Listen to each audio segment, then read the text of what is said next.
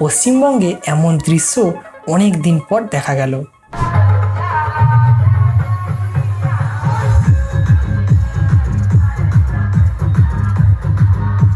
রাস্তার উপরে শত শত মানুষ একসাথে, চারিদিকে শুধু গেরুয়া পতাকা, হাতে ভারতের তেরঙ্গা, আর মুখে একটাই ধ্বনি,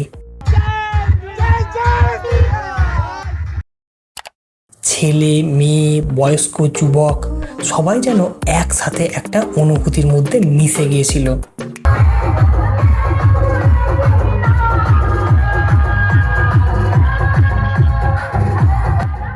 বক্সের শব্দে মুখরিত রাস্তা, তালে তালে নাচ, আর সবার চোখে মুখে এক অদ্ভুত রকমের আনন্দ। অনেকেই বলছিলেন এতদিন নিজের পরিচয়টা যেন মন খুলে প্রকাশ করা যেত না, আর আজ সেই বাধা ভেঙে মানুষ নিজের বিশ্বাস, নিজের সংস্কৃতি আর নিজের ধর্মকে প্রকাশ করছে খোলাখুলিভাবে। অমরপুরের রাস্তা দিয়ে যখন এই মিছিল এগোচ্ছিল, তখন শুধু অংশগ্রহণকারীরাই নয়, রাস্তার পাশে দাঁড়িয়ে থাকা সাধারণ মানুষ, গাড়ির যাত্রীরা পর্যন্ত এই আবেগের সঙ্গে জড়িয়ে পড়ছিলেন।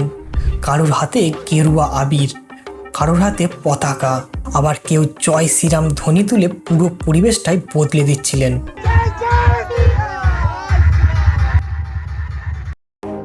আজকের এই দিনটা শুধু একটা মিছিল ছিল না, অনেক মানুষের কাছে এটা ছিল নিজের বিশ্বাস আর পরিচয়কে একসাথে উদযাপন করার একটা মুহূর্ত।